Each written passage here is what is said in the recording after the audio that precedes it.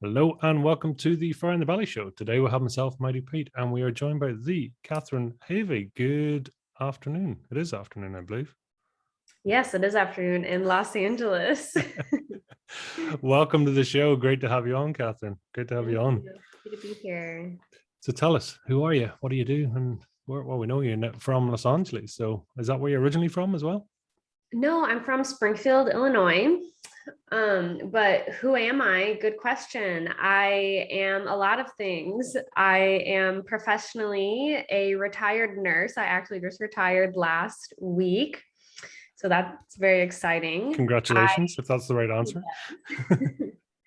Yeah, that was a big step for me. So very exciting time. But really what I'm all about is transformation. I am a transformative spiritual coach. I, in my nursing career, developed some pretty severe anxiety and depression and insomnia and all that really fun, good stuff. I followed my intuition. I left the bedside and I just dove headfirst into my own healing.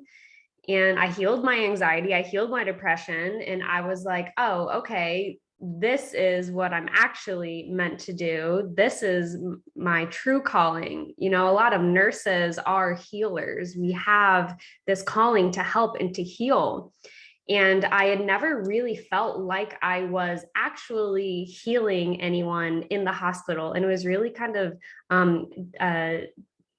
what's the word, disillusioning.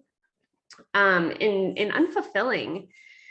So now in my role, I feel like I have finally actualized my true desire to heal and help and really just help people have amazing, full, fulfilled, peaceful, happy lives. Wow, that's quite the journey. So I mean, I'm looking forward to getting into this. So tell us first of all, what does transformation mean to you there, Katharyn?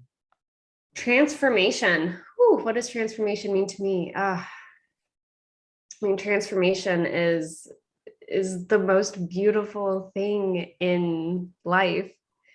Transformation is going from what you thought life was, from your glass ceilings, your limited views, your limited perspectives. And I mean, it's the caterpillar into the butterfly. It's moving into like, wow, I didn't know it could be this good. Wow. Sounds like almost it's another level, right? It's another almost a part that you almost didn't think was possible. Is that a fair statement? Yeah, it's leveling up. You know, I call it leveling up. I call it evolving, transforming, and just by definition, I think when you are in that space, I know certainly for myself, when I was experiencing like strong anxiety and depression and insomnia and GI issues, it's like you don't really know that it can be better, or maybe you have a sense that it can be, but you don't know how to get there, and you think, well, that's not really for me. This, you know, the sense that like peace and happiness is an exclusive club, only some people are meant for it. And once you realize that all of those are just complete misunderstandings, life becomes so much freer. I mean, you mentioned their anxiety, you mentioned their depression, and is that for you, were they symptoms as opposed to causes? And if there weren't causes, are you clear what caused that? Yeah, well, they are symptoms. And this is something that I think Western medicine really gets confused, is that anxiety is not in its own in like a mental illness or an illness. Depression in its own right is not, you know, I don't want to step on any toes here, but I believe that it's not something that is intrinsic or inherent to you. It's a symptom of a much deeper dysfunction. It's a symptom of not being in alignment with your highest self, with your true self. And oftentimes what I really find with my clients is that people that are drawn to me, people with anxiety, depression, are really very energetically sensitive people. They're empaths or empathic, and that's different from empathetic, which we can talk about separately if that's interesting to get into. But it's like, life is hard, and we're not taught how to navigate our emotional landscapes and how to navigate these different things that happen in life, these trauma, these wounds. We don't know how to take them and change the narrative and use them as accelerants to our next highest version. We're taught that to suppress it, to don't feel your emotions, to don't feel the things that happen. Like if you're not happy, that's don't tell anyone. It's just like, how are you doing? Oh, I'm doing good. How are you doing? Oh, I'm doing good. It's like we put these labels on these moods, and it's this unsaid or unspoken thing that a bad mood or anxiety or depression isn't okay. It's not okay to have these things. You shouldn't have these things. If you do, deal with it on your own, but don't let it affect your life. And it's really very isolating. Why do people not just tell the truth and not go, how are you today? Awful, thanks. We're saying, but we do. We dress it up. Yeah, I'm good. Yeah. And you? Yeah, good. Yeah, like you say. Why do we not just tell the truth, get it over and done with? Yeah, I think that is. I mean, we could have like an hour-long conversation just about that. Just in really, there's no good reason. There is no good reason. Life would be so much more enjoyable if we could just be like, I'm actually having a real hard time today, and then take the time to listen, or maybe even not listen. I also kind of imagine a world where it's like, hey, how are you doing? Or how's it going today? And just have it be normalized, that it's like, oh, I'm really having a low vibrating day. Like, yeah, I'm like pretty sad, or I was, crying earlier. And people say like, all right, well, good on ya. Like you got it. Keep moving. You're doing great. And then like go about your day. But it's as soon as someone hears that you're not doing well, it's like, oh no, like, are you okay? Or like, ooh, resistance. Like, I don't want to be like, ooh, I don't want to take on your negativity. And yeah, and I could go into like the labels that we put on moods and energies and sensations. And I think that's a whole Pandora's box to go into. No, it surely is. It surely is. I mean, tell me, so first of all, what does fire in the belly mean to you? What does fire in the belly mean to me? Well, it's probably just in one word, like ambition, motivation. Is that something, do you have fire in the belly? Is it something you've always had? Yeah, I have always had it. I've never used that phrase before, but I have always known that there was more to life, more to what I was supposed to be doing. Mm-hmm. And are you clear? Well, now are you where you're supposed to be? And do you know where you're going? I feel very aligned. Mm-hmm. I feel very aligned with my calling, with my purpose. Very happy with where I am in my life. And I couldn't have said that even just a couple years ago. I really didn't have a clear vision of what I wanted for myself, and I didn't know what was in store. I didn't know how to get out of my anxious, incessant thinking. I didn't know how to feel better. What changed? What sort of made it happen for you? Well, what actually changed on a physical level was that I got fired from the hospital I was working at. So I was a travel nurse, which means that I would go to different hospitals in the US for 3 or 4 months at a time and fill a temporary need that they had.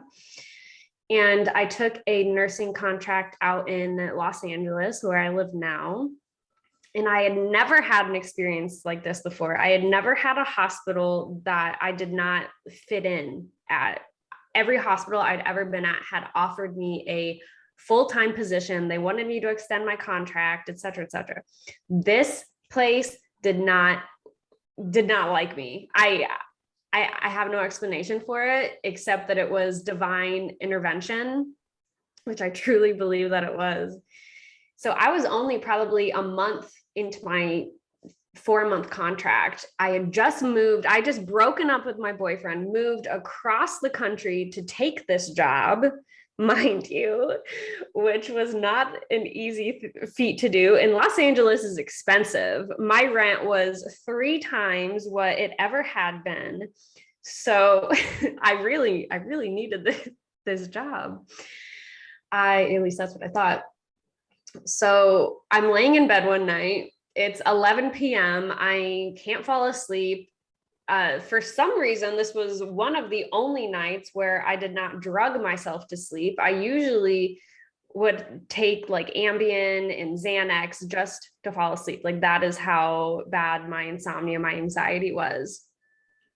For some reason, I didn't take that night, and my phone was ringing. 11 o'clock. I'm like, who the hell is calling me at 11 o'clock on like a Monday night? And it's some weird number from somewhere across the country. For some reason, I answered it, which I usually would never have done. And it was my recruiter calling me to tell me that my contract had been canceled, which is a polite way to say that you have been fired. And immediately I'm feeling like embarrassed. I'm going into like my fight or flight mode. I also call it like high alert mode. I'm defensive. I'm like, what do you mean I've been fired? I didn't do anything wrong. And so she's reading the email to me and they listed like all of these reasons. And as she's reading the email to me, I just start laughing. I'm literally laughing. This woman probably thinks I'm crazy. She's like, I'm telling this person that they've just been fired, and now she's laughing on the phone with me. And it was this moment that I was like, this is so bizarre that I'm throwing up my flag. Like I'm putting my hands up. I'm waving my white flag. Like I surrender to whatever life has in store for me right now. Obviously, this is divine intervention because this makes no sense otherwise. And we hung up the phone. I ran into my roommate's room, who I had only known for a few weeks at that point, and I jumped on her bed and I'm smiling ear to ear, and I wake her up and I said, Lauren, I just got fired. And she looks at me like, what? Why? Like, is this a good thing? I'm so confused. So I never went back to the hospital after that. I never stepped foot back in a hospital. I dove headfirst into my healing. I took this as a gift from the universe. And I just, for the next 2-3 years, I healed myself. I mean, sometimes that looked like a book or a podcast or a moment of like a download, an insight. I also worked with a coach. I worked with a healer.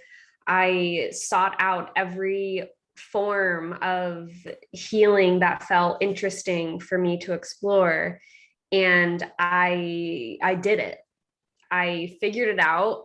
I learned what happiness, peace is really about.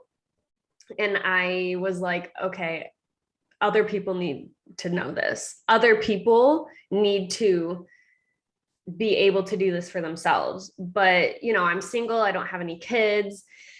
I have a I was still working as a nurse, but I was doing home health, and that's a very spacious career that I was able to have because I, had this background in nursing.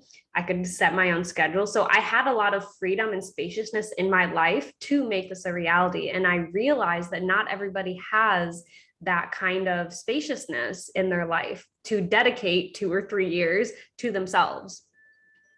So I put everything that I learned into a 4-month course, which I now use in my coaching packages. It's also available just self-study. It's called Creating Peace. And really it's a whole spiritual, personal transformation. It's not just for someone with anxiety. It's not just for someone with depression. It's for someone who is ambitious, who has fire in the belly, who wants to transform, who is ready to do the inner work, and like wants to create a life of peace for themselves. How long had anxiety and depression been in your life? Because I mean, it's awesome, first of all, to recognize it, and well done you for taking the time to really go through it. But I mean, and these are debilitating things for people, really, aren't they? I mean, the insomnia especially, and all the symptoms are all hard things to deal with and to try and resolve. Yeah. For me, my anxiety really became a problem because like there's a spectrum. Anxiety is a normal human emotion, and there is a spectrum to the severity. The point where it got severe for me was in nursing school, and particularly when I was a new graduate nurse. I don't know how the healthcare system is where you are in Ireland, but in the US, nursing is chronically understaffed. Patients are very, very sick. I was working in a city hospital, which is to say like low socioeconomic, a lot of people experiencing homelessness, a lot of drug related things, just a difficult group of patients to work with. And my anxiety really just like soared after I became a nurse. But I have had the experience of anxiety multiple times in my life. But like all things, it is about when does it become a problem. Is it something, have you, as a, sort of mini Katharyn, I mean, as a child, I mean, is it something you saw, or were you sort of, as a child able to just be yourself, as you are now, really? Yeah, as a child, I was probably like had a similar experience to all children. I had certainly some traumas early on in my life that really impacted and continue to impact me, but I was not like 7, 8, 10, 12 years old with severe anxiety.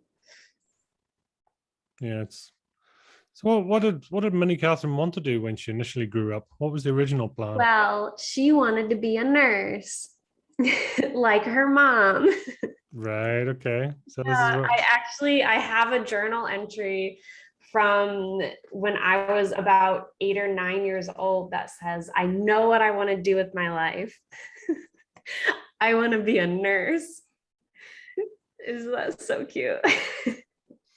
Well, that is great, and obviously it's something your mother did as well. What sort of nurse was your mother?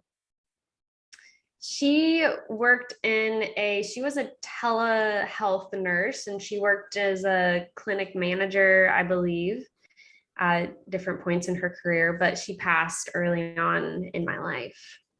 Okay, I'm sorry to hear that.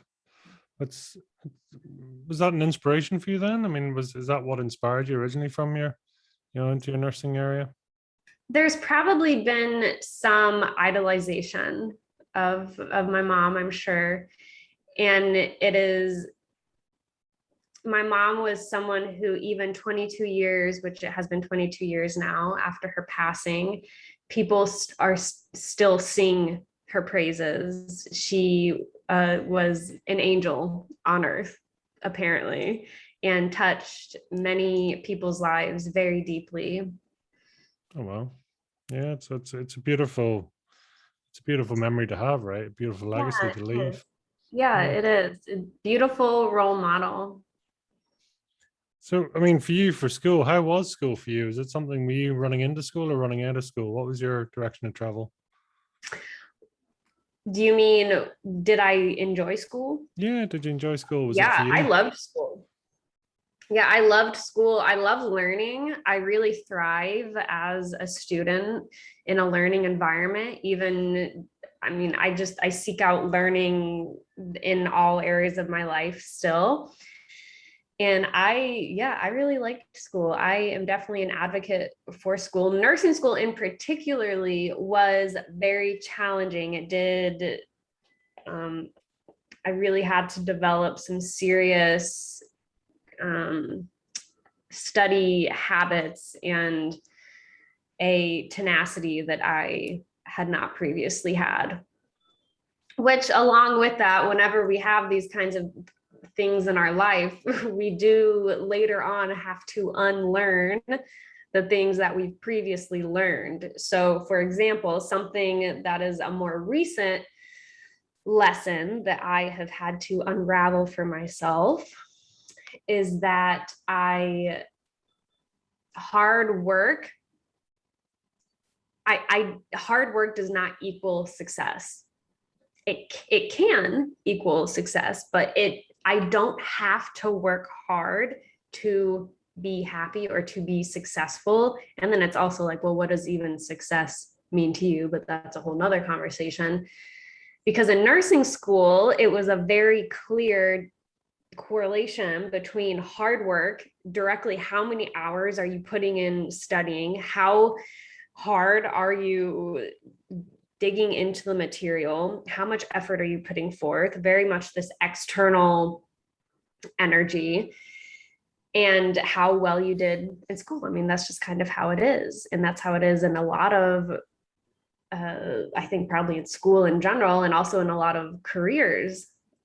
So I had to unlearn that I don't have to stress myself out and be like 10 out of 10 anxiety and overworking and overwhelmed to be happy, successful, etc. It's fascinating to know why people go into their careers, isn't it? Because for some it's to be of service or their perception or what's going on, and I mean, how long, when you sort of went into nursing, I mean, is it something that felt right from the beginning, or what was your sort of To be perception? honest, no, it didn't. It felt, I very distinctly remember a moment in nursing school where I was like, this is not what I thought this was. And but I'm already like 2 years into a 4-year program. I've already spent like $40,000 on it because school here is very, very, very, very expensive. And I was like, well, this is just what we're doing. I never wanted to do anything else. That was also kind of the problem, is that nothing else was, or what I perceived as the problem at the time was that nothing else called to me except nursing, but nursing was not what I thought it was. So I always knew that nursing was not the end goal, that I would someday, somewhere in some capacity, be evolving out of the beds, at least the bedside nursing role. I used to think I would become a nurse practitioner, but obviously we didn't take that path. I mean, are you, do you think it's to be of service? Is it the connection to people? Do you know why you initially went that way? Well, I believe that it's what I agreed to before I came here in this incarnation, in this life. I think we agree to these things before we come. And that is what, finding your calling or finding your purpose really is. And it's less about a finding and more about a listening, because we all have our inner knowing. We all know what makes us feel expansive and light rather than contracted and intense. And that is your purpose. That is your calling. That is your next most intelligent step. Have you been here many times before? Have I done what? Been here many times before? Oh, have I been here many times before? I would say probably so. That's interesting. So you're saying, I mean, it's perception there, obviously you're, coming here with a purpose, because you mentioned earlier having a calling and that purpose. I mean, are you clear now what your calling and purpose is and your life's purpose? I never make assumptions about what I will or won't do in the future, because I believe that our intuition, which I use as my guide, your intuition can only ever come right now in this moment. You only know what your next most intelligent step is in this moment. So I don't know what my future will look like. I know that right now I feel very aligned with the work that I'm doing, working one-on-one with clients and helping them transform their lives and create peace.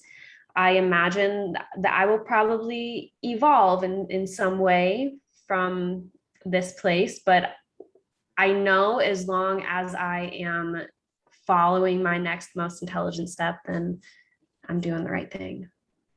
Well, is that, I mean, obviously it's something, your intuitive sense. I mean, are you, I mean, are you very intuitive to what's going on around you and yourself? Do you find yourself energetically aware of your surroundings and your overall Yeah, feelings? definitely. Yes. Yes, I am. I used to mistake my energetic attunement or sensitivity as kind of like a bipolarness. I used to actually be like concerned that I had a problem, because I would be up and I would be down and I would be sad and I would be happy, and like I really didn't have like control over it. I was really just at the mercy of whatever or whoever was deciding my mood for me. And not whoever as in a person, but just like, whatever was happening. But now I realize it's because I am sensitive in that way. And I think about it. I love speaking in metaphors. So I think about energetic wounds as like physical wounds. If you have a physical wound, you are more susceptible to infection. We have bacteria, right, all over us in the environment, on our skin.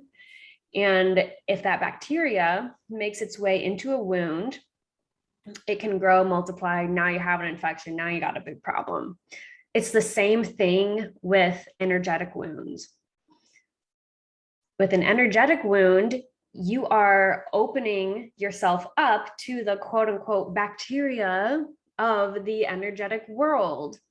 And that's how you become susceptible to these low vibing frequencies, these low vibing emotions. You're just like, they're just latching on to you from, maybe it's from someone you had a conversation with. Maybe you went to the gas station and you happened to pick something up. Something was just floating in the ethers there.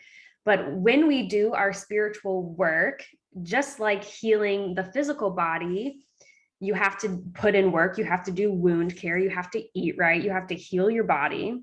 Same thing with your spiritual body, your energetic body. You have to put in the work, you have to take care of yourself. It's an ongoing healing process.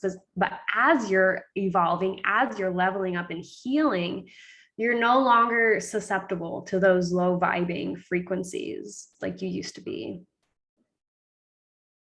It's interesting because I mean, take us on through then, because now I mean, you started at the very start saying, it's for you, it's about transformation and a spiritual coach.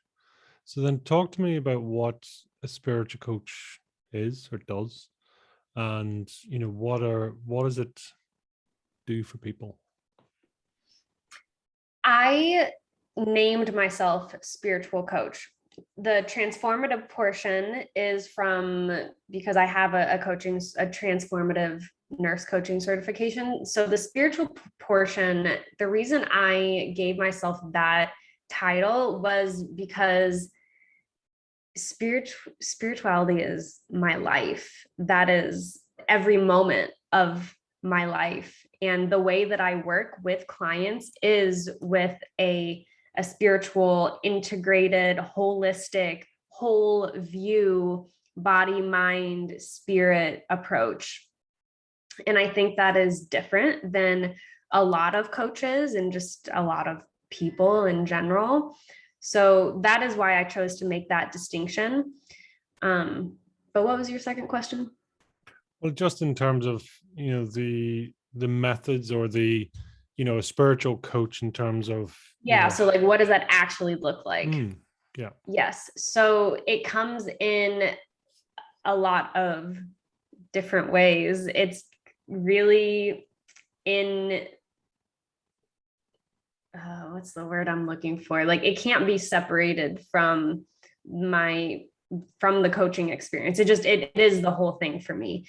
So I'm giving high level, high minded perspectives. There's 5 levels that I work with clients on: somatic, emotional, mindset or mental, behavioral, and unconscious. My course it's a little easier to describe specifically the spiritual aspects if I'm describing my course. So the first couple modules is just about the mind, disidentifying from the ego, understanding the ego, being able to tell your higher self from the ego, presence, meditation, breath work, something that I call magic morning. So setting yourself up for the day, like grounding yourself in spirit, in peace. That can be done in many different ways. My favorite, what I do, is an hour of yoga and an hour of meditation. But certainly, other people have their own ways that they like to have a magic morning and set themselves up for resiliency for the day. But it goes beyond that to surrender and acceptance and dissolving grievances and dissolving judgments, self-judgments, balancing your life, balancing the divine feminine, the divine masculine, learning to developing a relationship with your intuition, understanding what is my intuition, how does that show up in my body. We go into boundaries, standing in your authentic power. There was one more that I wanted. Oh, a big one, a huge one with the way that I work with people is emotional mastery. Being able to, sometimes I humorously call it like a search and rescue committee. That's what I imagine when I am coaching myself, when I'm healing myself. I imagine it's like a search and rescue committee going and finding these splintered aspects or wounded aspects of myself that need to be brought back home, need to be brought back to love.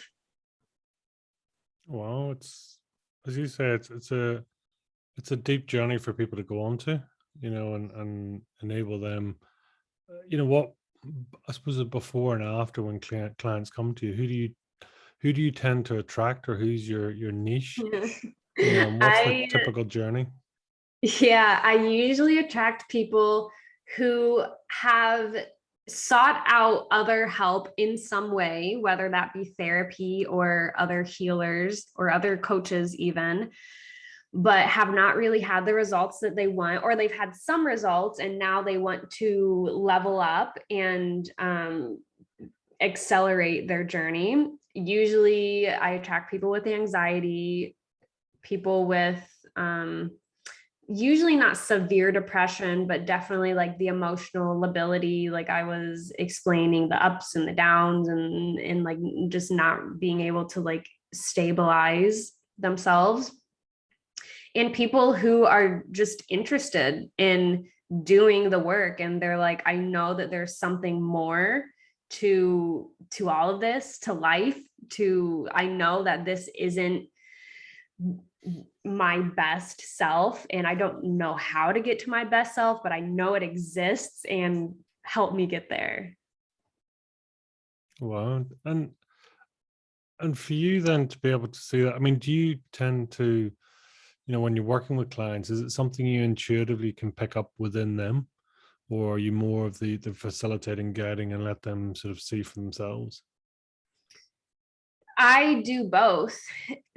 I try to have them come to the realization on their own, whatever it is in the particular coaching container that we are, or conversation that we're having, because it's more powerful if clients come to their own realizations. But I will also just share if I am seeing like, okay, we're kind of going like on a back road here, like let's bring it back to the main highway.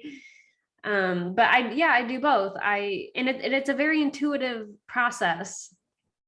It's never, a coaching conversation is never like I'm following a list of questions. It's like, okay, tell me more about this, and like let's explore this area, and okay, is this a new or familiar feeling, and like, so what do you make that mean for you? And then sometimes we'll take trips to the past, and I'll ask them, is this like, take me back to the first memory when you felt this way, and we'll speak from that. Usually it's like a between 6 and 9-year-old version of themselves that developed some kind of misunderstanding, maybe that they have to work hard to get love, or that they're not loved, or that they're not good enough. And together we talk to that aspect, we heal that aspect, and we do what is called compassionate self-forgiveness. And it's such a beautiful process to witness. I truly, honestly feel like this work is sacred. It is the biggest joy and honor of my life. The forgiveness side, you mean? Yeah. All of it, the whole process. The whole process is like taking someone who wasn't able to, maybe not wasn't able to, but was, quote unquote, lost or stuck, or didn't know how to heal, how to feel better, and taking them through a process and going through, seeing these like aha moments and these realizations and tears, and it's beautiful. I honestly can't even believe that I get paid to do this. That's awesome. I mean, tell me, and how's it been received, really? I suppose your transition. I mean, has it been an easy transition from nursing over to, to what you're now doing? Is it something that's felt right, as you say, you lent into it? It was a sign, as you talked about. Yeah, it has been so well received by everyone in my life, by everyone who follows me on my social accounts. I have received nothing but encouragement. And I think it's just really obvious when someone is about what they're saying, when someone is about it, like whatever it is, just about it, when someone is following their passion and serving the world with their gifts, like you can't help but celebrate them. Well, exactly. They're sitting in their passion, right? That's their Yeah. place of. I mean, and where would be your greatest flow place? I mean, where do you, where are you sort of at your prime, as you might say, or delivering at your strongest? Well, I feel like it's when I'm in conversation with my clients. I feel like when we're in those deep emotional, like really juicy places where it's like, yes, this is where, and I can always tell when we've gotten there because their face might change a little bit, and intuitively, being an energetically sensitive person, I can usually feel like something that is kind of like a wave of tenderness in my chest, and I'll say something like that touches you, or I see that's tender, and then it's just like tears from there. And I, some people will be shy or embarrassed with crying, and I say, like, if you feel like you want to cry, if there are tears, that means you found it. That means you found the treasure chest. Like, this is the gold. This is it. I celebrate tears. Tears are just expressions of energy, and it usually expressions of energy that have been within us for a very, very, very long time that need to come out. How, I mean, do you have to do sort of self-preservation? Because obviously when you're dealing with this and different energy levels to yourself, and people going through different journeys, different emotions, right? And it's hard not to sort of, well, you tell me, how do you protect yourself? Yes, my own spiritual practice is the most important thing in my life. That's why I have to meditate every day, sometimes multiple times a day. It's not a luxury. It's not just like just for self-care. It's for, this is my life. If I am not clear within myself, if I am not doing my own inner work, I mean, just today I was sitting in meditation earlier on my patio, and I was coaching myself. I was doing this aspect retrieval. I was sending out the search and rescue committee, and I really was I found this aspect of myself that, and I had kind of been feeling like this essence. It always just kind of comes as like a sense, or like just like an offness. And in meditation, just that silent, still space, you're looking within, is when I, between that or the shower, that's when I always coach myself. I either coach myself when I'm sitting in the shower or when I'm in meditation, because I love hot water.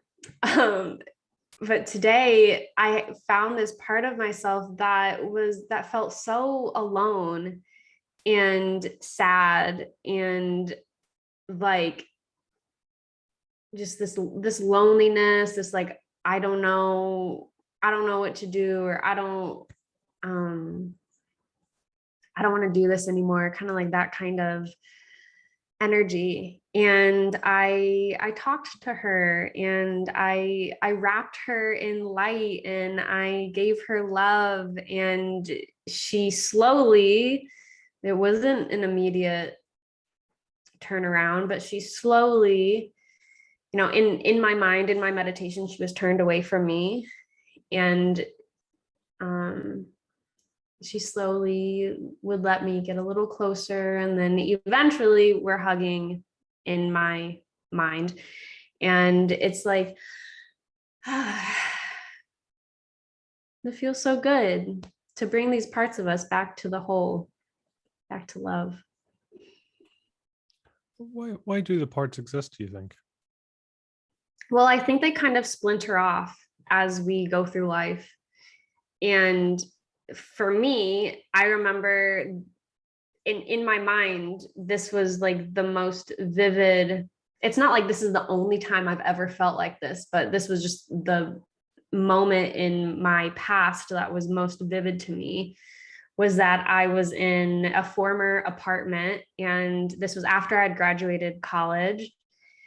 And all of my friends moved back home or moved away. So I didn't have any of my friends in my city with me anymore. My boyfriend at the time was living in Texas, which is not anywhere near Illinois. Actually, I was in Missouri, but still not anywhere near Missouri. And I was working as a nurse. So as you know by now, anxiety, depression, kind of just like what is this all about? What is this all for? And I remember I would spend so much time just laying in my bed, just laying, not doing anything, but just laying. And so that was where the charge was. That was where I had to go back and heal, because we developed these misunderstandings. That part of me felt like she was alone, like she was unsupported, like she wasn't, maybe not necessarily wasn't loved, but the love was not obvious and abundant to her. And that's what it is. It's like, can be like as simple as that. It doesn't have to be a big giant, life altering trauma to have something like stick with you. Like, these things are nuanced. It's just like an offness, or just a sense that like I'm not feeling completely expansive in light, like something is there. And what I call your divine curriculum is the curriculum that life takes you through organically if you're willing to participate in it. You don't have to participate. No one's going to make you, and life isn't going to make you. It's not going to judge you, but it's going to continually give you more and more opportunities, always new opportunities for healing. So that's really what my whole journey has been, just being consciously participating in the curriculum that life is putting before me. Circling back a bit, because I mean, do you think those sort of core emotions or those core feelings actually, you're saying almost you came into this life with those already on board, and it was in some ways, I do believe that. I think there's definitely people, and probably myself as well, who, like, we come to earth school, which is what some spiritual teachers call earth school. We come to earth school to work out wounds, to work out karma, to learn in tangible, 3D reality in a way that we can't learn otherwise. So I think, yeah, a lot of the things that we do come into this life already with certain, maybe not like with wounds, but with a certain curriculum that we know is going to best serve the evolution of our soul.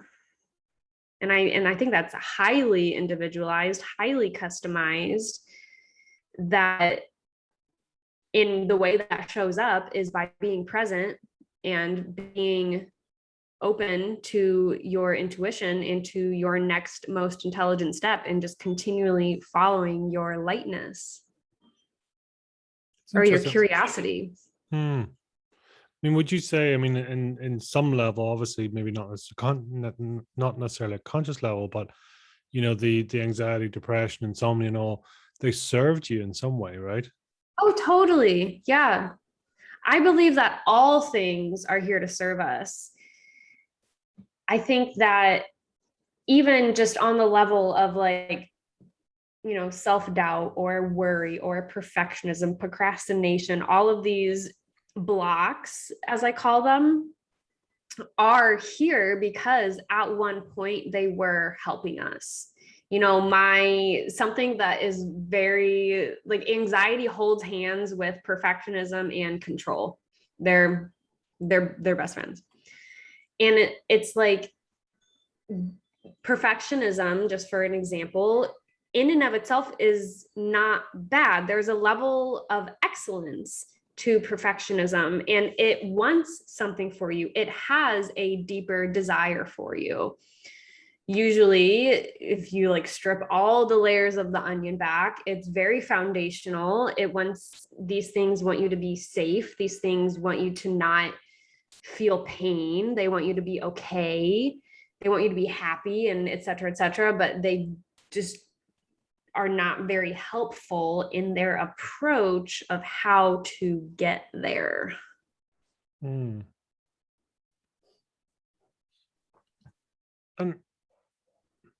overall, I mean, are you clear overall in terms of your core values or your soul values?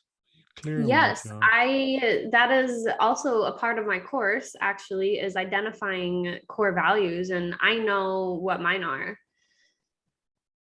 You want me to tell you? That'd be good. So my core values are fun, spirituality, growth, relationships, and health. And all of those obviously have a lot of like branches each to them, but those are the overarching categories. That's quite a wide mix there, right? Yeah. Well, you got to remember, I'm a nurse. I love having fun. I love being silly. I'm spiritual. It's like I feel like what I love and who I am kind of encompasses a lot of things that sometimes people think are opposites. What does silly Katharyn look like? Well, she's, she likes to laugh, and she's funny, and something as a nurse that I used to do to make my other coworkers laugh is, and this was, there's not a lot that you can do to be silly in that kind of professional role without getting in trouble, but I had these knee-high socks that they were compression socks actually, but they were fun colors and patterns. And I had my scrubs were jogger style, so you're like tied around the ankles, and I would pull my scrubs up to my knees and just walk around with these with my socks out. And it sounds small, it sounds, well, silly, but when you're in that kind of sterile, very like structured and rigid environment, seeing someone with any kind of self-expression is just a level of lightness and levity to the day. I mean, leisure and pleasure for you outside of all that. So, I mean, what does that look like? I love hanging out with my friends. I do acro yoga, which is so fun for me. Do you know what that is? No. Acro yoga is acrobatic yoga. It's partner yoga. And it is doing different kinds of shapes and movements that looks really cool. And it also gives you a great workout. So that encompasses health and fun at the same time. And you do what's called like a machine. And that's just a series of different movements that creates a continuous loop of you just keep doing the same movements, and it feeds into each other. And look up acro yoga. You'll see a bunch of people doing like crazy stuff in the air. It's very fun. Yoga is one of those things I can just about reach down to touch my toes to tie my shoelaces, so yoga is always a fun challenge for me, Yeah, I love yoga. I could talk forever just on, I didn't used to love just regular yoga, but regular yoga I think is so beneficial. I mean, for me, it hits almost all of my categories, depending if I'm doing it by myself or in a group. It can also be relationships, but it's health, it's fun, it's spirituality, it's growth, and its relationships sometimes. Well, it's all, yeah. What for you then? I mean, I'm just curious, how do you test your, talking about your core values there, how do you test them? How do you make sure that they're genuine and they're not sort of catering for a void? Yes, that is actually a really good question, because I have to make this distinction in my course on that module where this is a part of the curriculum, is that core values, like when you're selecting your core values, I have this like giant list of all of different possible core values. And the practice is, well, first you just go down the list and you just highlight everything that looks interesting to you. But you have to do it not from a place of what you want or what you feel like you should enjoy. For example, I had a client who kept highlighting things that had to do with like service and like volunteering and which is, beautiful. But when it came down to it, it was like that was coming from guilt and like I should be volunteering and serving my community, etc. more. So it has to come from like none of these things are good or bad. It's just what it is. Good or bad are just labels. It's human labels, and words are so limiting. So when you're selecting these things, if any of your listeners are trying to figure out their core values, it's like, this isn't to judge your values. This isn't to judge anything about you. This is just a way to understand your own self more, in a way to do so this is part of my balance module, because when you are out of balance with one of your core values, it doesn't feel good. You feel off. When I don't have enough fun or levity and lightness and silliness in my life, I don't feel good. I'm not operating at my 10. So it's using these as kind of like a reference point. And that's all that it is. They're not good, they're not bad. It's just what it is. And I suppose further on from that, I mean, how do you tell the difference between fate versus free will? Fate versus free will. How much of this is predestined? Yeah, it's a very interesting topic, and I think it can be argued any which way. For me, I do believe that we have free will, yet I also believe that time, the way that we experience time here on Earth, is very limited and obviously linear. I do believe that there is a higher reality where there is no time, where that we can't really even comprehend. But you do hear things like this when people have had near-death experiences or have gone deep into meditation. That time, this is a very common experience, that time doesn't exist. No concept of time. Everything is happening right now, which doesn't make sense in human languaging, but supposedly it's true.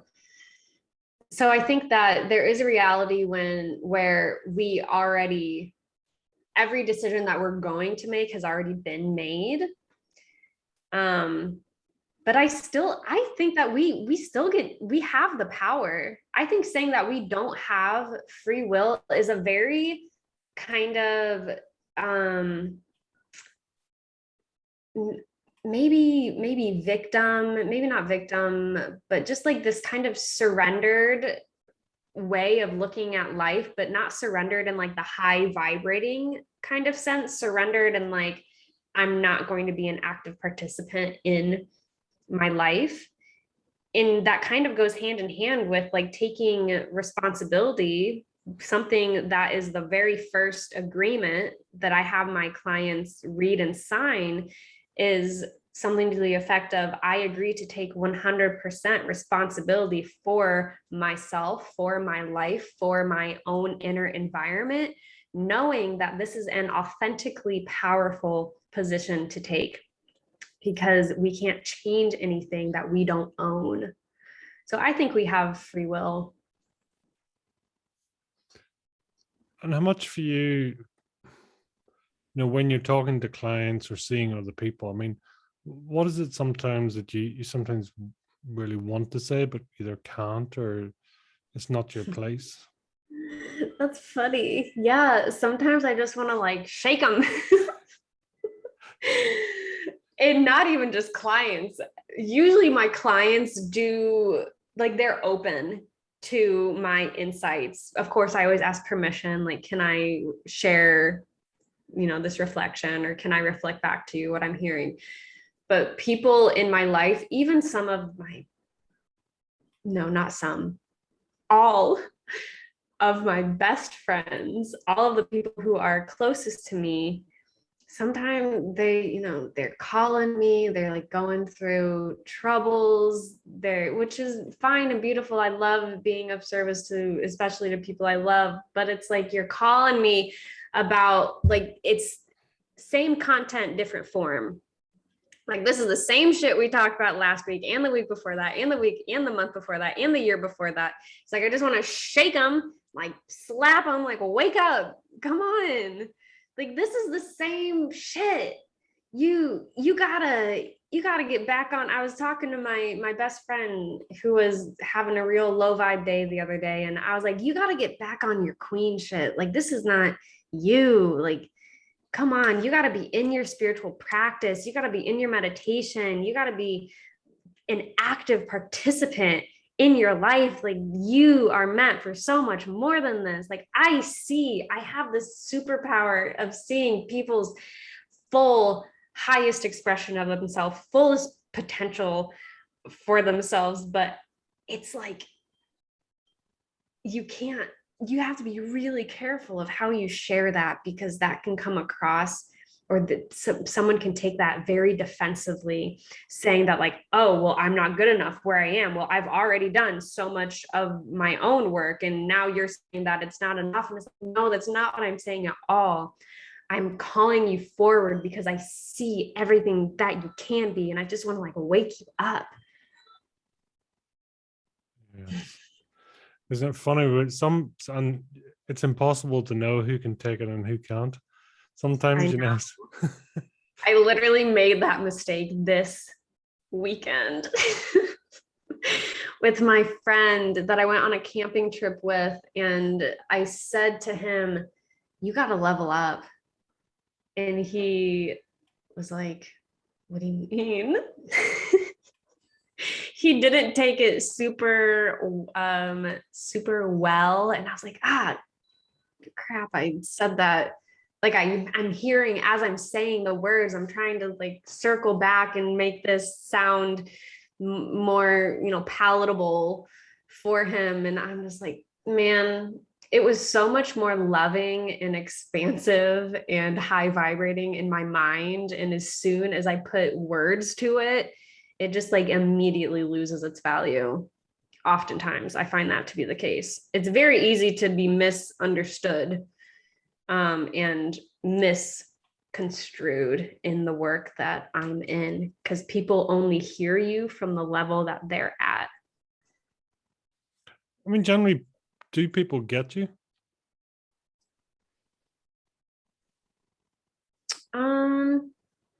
People get parts. People will understand in, like, generalizations, but there's actually only one, at least spiritually, there's only one person that I have felt really seen by. And that was my old roommate, coincidentally, the one that I ran into her room when I got fired, she was the person who woke me up spiritually. She's the one who shook me. And actually, she didn't shake me at all. She didn't even try to do anything, but she led by example. And she taught me so much. And I'm so thankful for having been the universe, having like orchestrated this perfectly, that right at this time in my life where I was so vulnerable to, but like vulnerable in a good way, like open to exploring this aspect of myself. And she was there, and I would just be asking her questions. Like I would have like a shared notes document on my phone that like I would just think of a question. I'd be like, okay, so what about this? And okay, so what about this? And I was so interested in it all.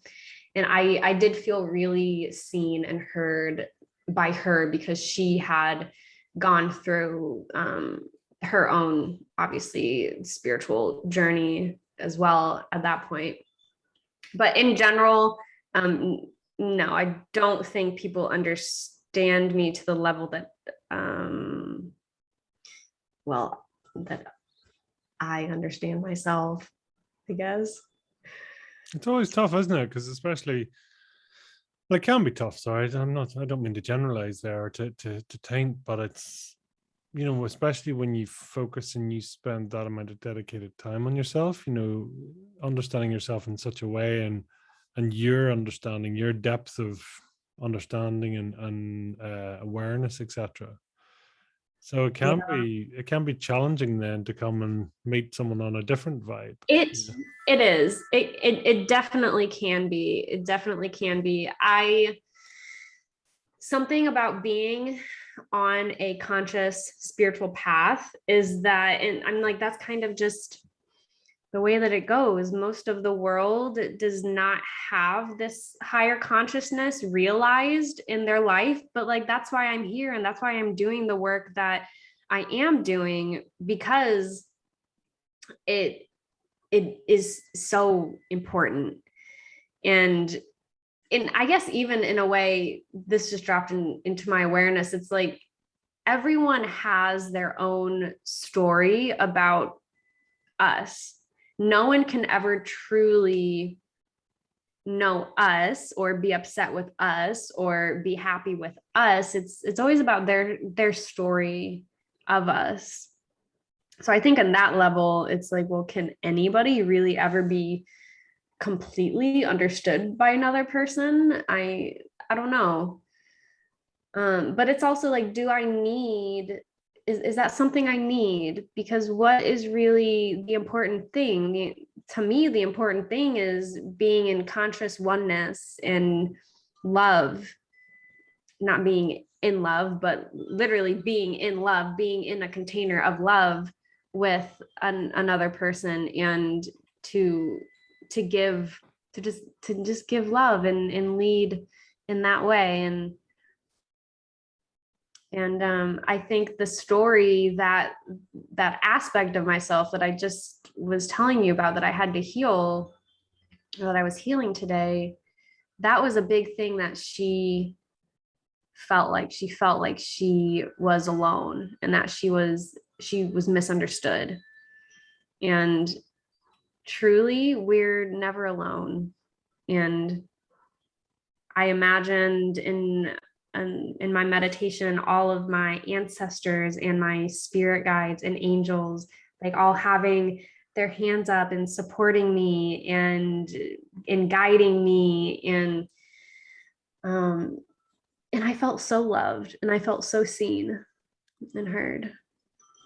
And that's just as valid and even more real to me in many ways than someone in an earthly body understanding or hearing or seeing me. I think is it a lifetime's work? I mean, to actually really sort of have those continuous moments of enlightenment, those moments of awareness, those unpackaging, if you like. Yes, transformation is always an ongoing process. This is something I say about meditation, but really this is about the whole spiritual journey as a whole. It's that it's all journey and no destination. You don't ever just get to a point where you are like, I'm done. Like, this is it. I made it. It's just like you're going to the gym when you are on your, on your nutrition and on your workout regimen, and you are like in peak physical condition. You don't just get to your peak physical condition and you're like, sweet, I'm never working out again. I did it. I'm here to stay. Like, okay, well, try going back to your old habits or not going to the gym for a month, and your muscles are going to atrophy and you're going to regress. You don't just stay where you are. And I think in a lot of ways that is just like the spiritual path. It is always about, like, yes, there is a part where you're not really healing the past anymore, but you're healing the present. Things still happen in life. In the present moment, we still develop misunderstandings, or we still go through pain and traumas, and there's always a next level. There's always a next most intelligent step, I believe. Well, what is out there for you then? What is the next level? Do you know? Right now, currently in my life, my next level is being, now that I am retired officially from nursing, and that this is my full-time 100% both feet in situation, that I have the space to be in my spiritual practice even stronger. So this week I've been implementing a daily, well, the main goal is a daily 1 hour meditation practice. Hopefully, not hopefully, but eventually I do see that even expanding beyond that. Meditation is, even for me, something that I have, my ego will like get me to do everything else in the house before I can sit down and meditate. It's like, oh, but there's a dish in the sink. Oh, but why don't you go do something in the bedroom? Go make your bed, go feed the cats. It's like, sometimes I just have to sit, just like, okay, I'm sitting down. Like, I don't care what I have to do, just sit down, just sit my ass down. So I'm really excited to have this spaciousness in my life now, to be able to really dedicate myself to my spiritual practices in a way that I have not previously done. And have you any concept where it's going to go? I imagine that I will continue to just be happy and at peace and aligned and high vibrating. I mean, that's all I want. I think that's all I ever really strive towards, is just being closer and closer to who I truly am. And that's who we all truly are. This is not special or exclusive to me. Our true self is your happiest, most expansive, most fulfilled, most peaceful self. That is intrinsic to your soul. That is intrinsic to your higher self. So just continuing to actualize that part of me and make that the one who's driving the bus. It's powerful, isn't it? It just, yeah, to be able to sort of have that sense of self, and knowing that it's all destined to happen, and what will happen, somewhere between it, what will be, but also certain things are destined, and certain aspects of the journey are there for you to lead and live too. Yeah. I believe that in life we get to write our own narrative. That's not saying that we get to choose the things that we experience, because oftentimes we don't, but we get to decide what we make that mean for us and how we will use that either to serve our evolution or to not. And that's such a authentically powerful position to take, knowing that no matter what happens in my life, no matter what I experience, I get to decide how I hold it. Am I holding it like with this grip and like this intensity and this tension? Or am I dropping my shoulders? Am I opening my palms? Am I holding it lighter? It's like it's all just the journey. It's all just learning, and it's all good. Yeah. Tell me, you talked about you're a bit of a water soul. What does Did leisure I and say pleasure that? look? You were saying that, well, you were saying about the shower, it's always that moment, what does leisure and pleasure look like for Katharyn?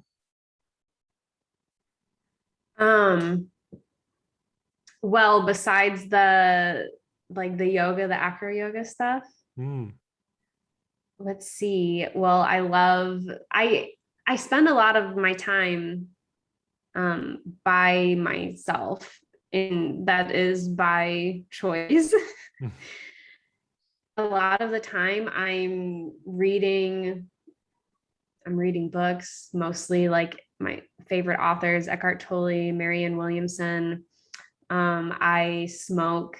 I don't know how Ireland is with weed, but in California, it's very legal, very normal. And I use weed as a spiritual tool to kind of bypass. I think of it as it's kind of like a shortcut or like a bypass from the fog and the heaviness of the day or whatever is going on, and gives me a new perspective. And I love dancing. I love being with my friends. I don't really go out that much because I'm sensitive energetically, and it's really exhausting to be around big crowds of people. But yeah, that's pretty much what I do. I like shopping.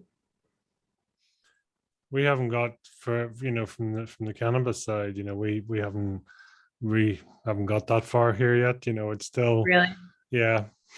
It's I don't know. Well, you tell me, how's it been received? Because it's been legalized there for a couple of years now, isn't it? Yeah, probably like 5 years or so it's been legal here. And yeah, you can just like have it delivered to your house. Like you just order online and it's just delivered to your house, like like takeout or something.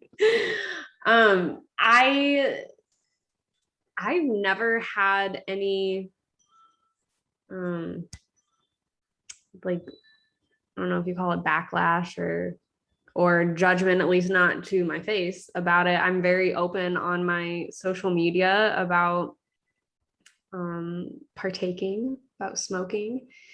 And I've pretty much only received praise about it, because I think because of who I am in the role that I am showing up in as this kind of spiritual teacher, if you will, and in presenting marijuana in a way that is not often seen, is like this higher level, elegant way of I've been called an elegant stoner before.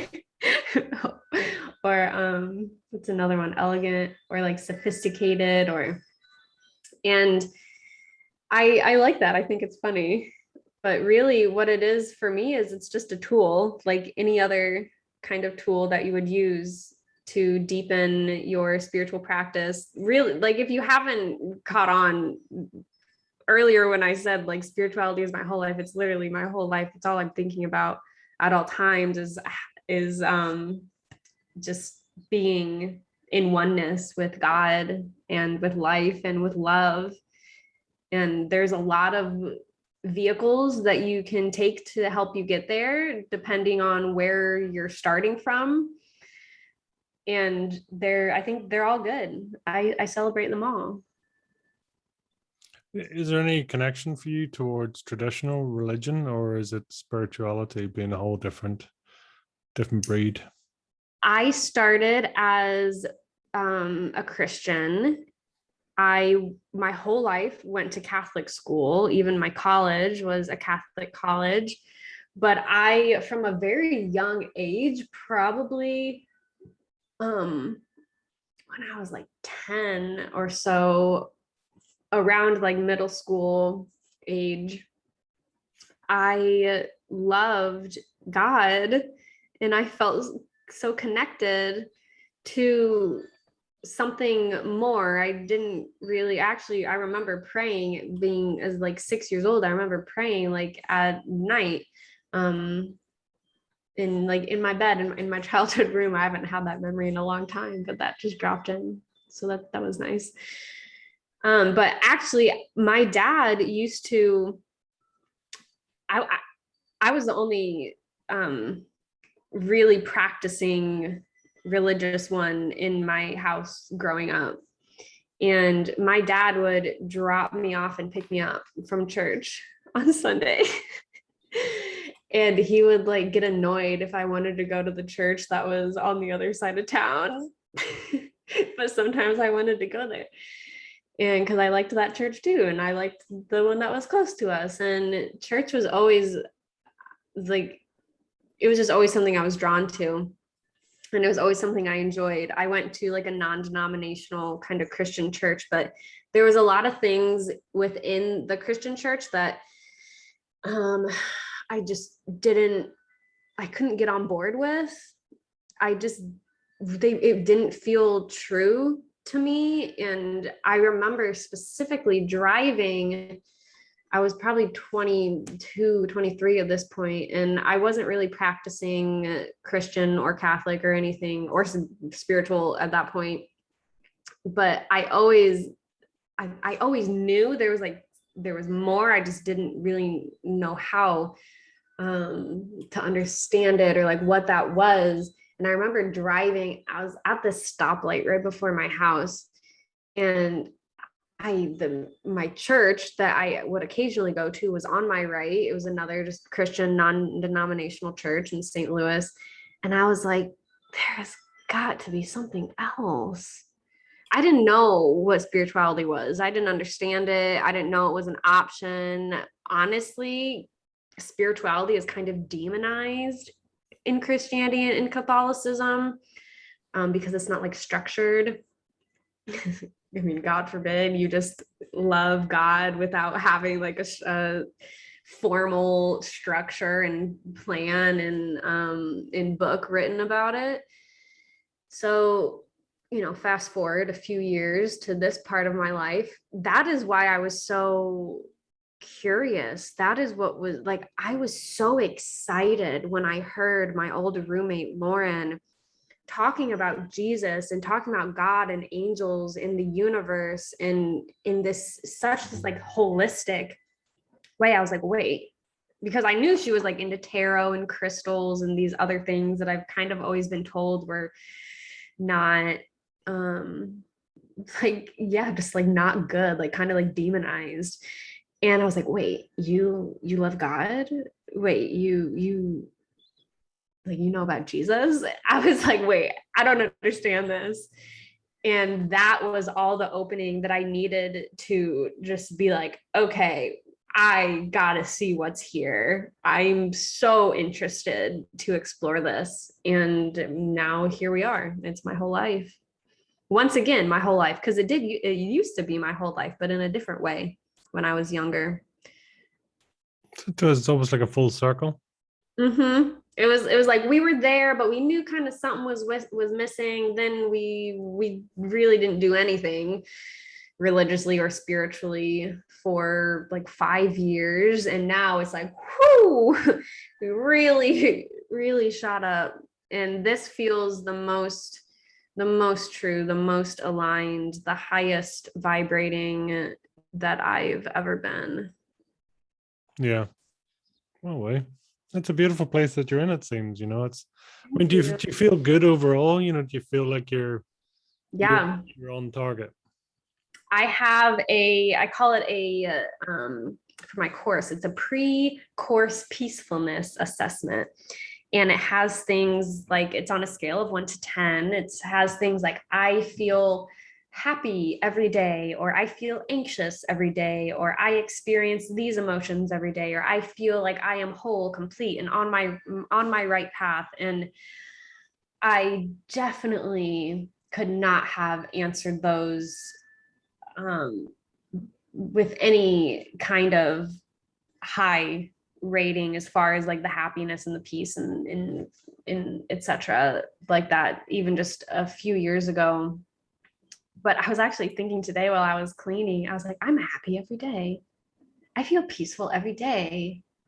I don't feel anxiety every day.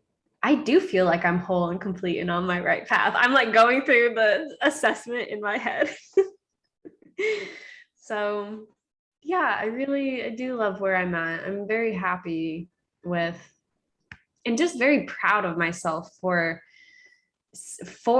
I call it the sacred yes. Is just saying yes to the way that life, and when I say life, it's like a capital L, life. I say life in place of God most of the time, because God has a very specific image for most people that detracts from what I'm actually trying to say.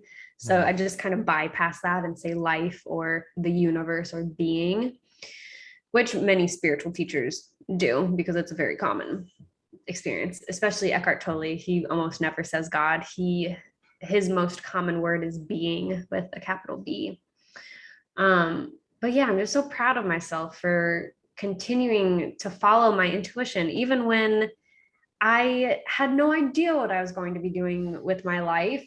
When I got fired from the hospital, I was like, I went and worked at a med spa for a while. I did home health for a couple years, but I just kept following my next most intelligent step. And I literally could not have imagined this life for myself, which is what I think most people usually say.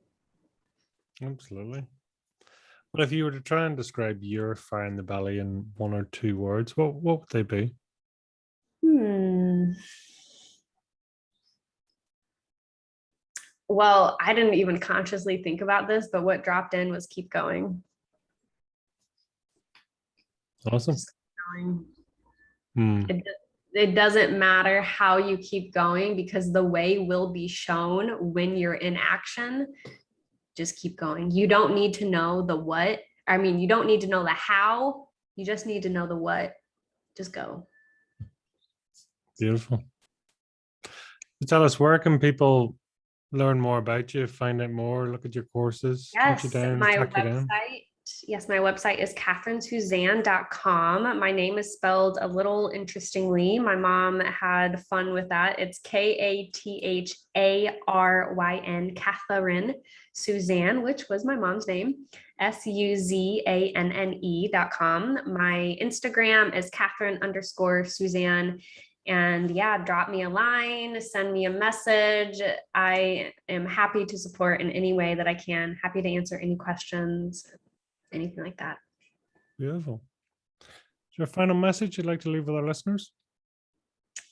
I feel like keep going is a good one. I think, yeah, just keep going. You don't need to know how you're gonna get there. You don't need to know where you're gonna go. Just follow the expansiveness, follow the lightness, one step at a time.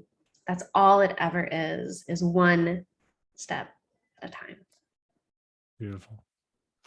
Katharyn, I thank you so much for coming on. I thank you for sharing. Yeah, And you. it's been a pleasure to listen to you and see where you're going and your connections. So well done you. Yeah, thank you so much. Thank you. Till the next time.